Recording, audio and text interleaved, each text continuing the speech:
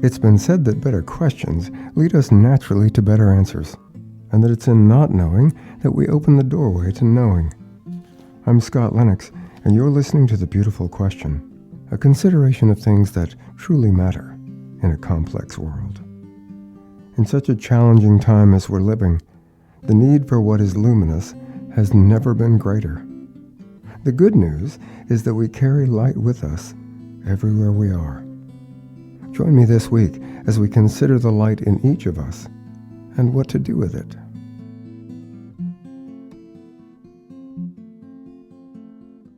As I've written many times in these Beautiful Question newsletters and podcasts, I can't remember a time when I wasn't fascinated by light and everything about it. It's a subject that bears revisiting again and again, especially as events in the world intensify. Part of my abiding sense of hope rests in the nature of light, and that it is light that makes us who and what we are. During my 15th summer, my father was temporarily stationed at Lowry Air Force Base in Denver, Colorado. We rented a house in the foothills of the Rockies, and I quickly grew to love Colorado and the outdoor life it offered. I spent every minute I could hiking and camping and fishing in the mountains. One weekend, Mother drove us to a place just west of Colorado Springs, where we visited the Cave of the Winds. As our guide took us along the narrow concrete pathway, we traveled deeper and deeper underground. I remember her describing the formation of stalagmites and stalactites through countless years of dripping, mineral-rich water, telling us in great detail how the caves were formed and how they were discovered. She had the total attention of my young, scientific mind. When we came to the end of the path, she offered us a lesson that is still with me. She asked us not to move around and told us that she was going to turn out the lights. The darkness that enveloped us seemed thicker than black velvet, and I remember waving my hand in front of my face in an effort to see anything at all. I couldn't. As I blindly looked around, she told us that we were experiencing an absence of light that was greater than the darkest night ever recorded in history. I'm not sure how she knew that. And then she asked us to close our eyes and keep them closed until she asked us to open them again. I thought she was going to turn the lights back on. She didn't. Instead, she struck a small wooden match, and when the flare settled and the flame was steadily burning, she asked us to open our eyes. As I did, I could see her and the people close to her. I could see some of the nearby parts of the cavern, and I could see my sisters standing on either side of me. All of that from the light of a single, tiny flame. I'll never forget what she said next. In our universe, she said, it's impossible for light to be swallowed by darkness. It works the other way around. That single incandescent moment started a lifelong inquiry into the meaning and the power of light. As I've written previously, light, not dark, not dense, not heavy, not serious, not gloomy, not awkward, not deadly, etc., etc. Light.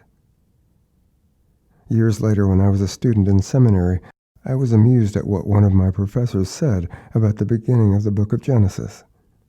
He told us that while most translations state that, quote, the light shined in the darkness and the darkness could not overcome it, unquote, the meaning in the original Hebrew was that the darkness could not gobble it up.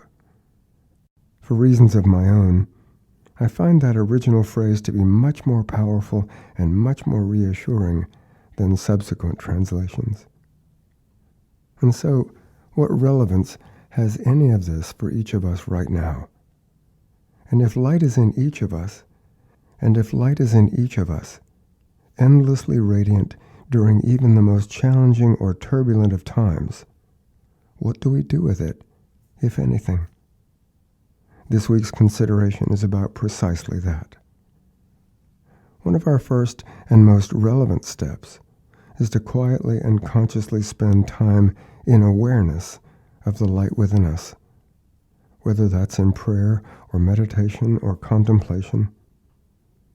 The more mindful we are of the light we carry, the more intentional we become about our thoughts and our emotions and the actions we take. For example, consider your initial reactions to difficult stories in the news. What I've been hearing from many people is a tendency to turn away, to pull in and withdraw. And yet, among people who are intentional about living well, remembering that love and light and goodness are always resident in them enables them to pause and take a breath and stay present, thinking and acting in ways that are healthier and more generative, in ways that are kinder and more effective. You and I both know that such positive responses are based on self-awareness and self-ownership. The more we remember the good and powerful things in us, the less anxious and the less afraid we are to treat ourselves and others with compassion. In fact, it's in remembering the light that we are that establishes the lightness of heart and mind as our default state. With even the smallest amount of regular practice, that lightness steadily grows in us. Think of yourself as shining like that tiny flame burning so brightly in the cave of the winds, illuminating everything around you. With that in mind, you might find this week's beautiful questions to be helpful. 1. How much time are you spending taking stock of the many good things in you? 2. How willing are you to become aware of the amount of time you spend on mental or emotional autopilot? 3. Since light is your deepest nature, are you willing to spend some time every day allowing that light to wash over you and through you, and then to spill over on the people around you? 4. What simple and identifiable things can you do today to embody that light? And 5. As you continue in this practice, how much better do you feel? You know, the way I end each beautiful question newsletter and podcast is based on an intentional choice. As we stand in light, naturally and intentionally spreading it and sharing it, the world becomes a better place, even if the shift seems to be an immeasurably small one. Small or large, I'm willing to do it anyway. Will you join me? As I say each week, my light with your light. Thank you so much for listening. I'm always inspired by our collaboration as we work and play together, building better lives and better possibilities for ourselves, for one another, for the world, and for our beautiful planet home. I look forward to your comments and to your feedback. You can also be inspired by visiting my good friends at Cosmos Journal.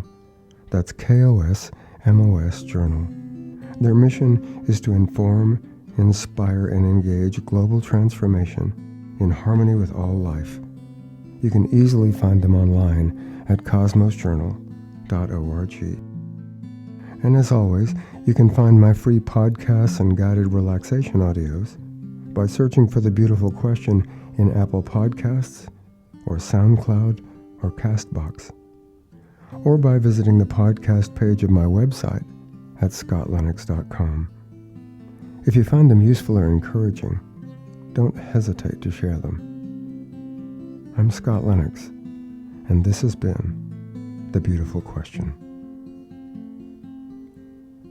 The Beautiful Question is a One Light production, written, recorded, produced, and funded by Scott Lennox at Heart Rock Studios in Fort Worth, Texas, as a way of paying forward to life, being fully present, becoming better engaged with things that truly matter in a complex world, and committing to a healthier future for all of us.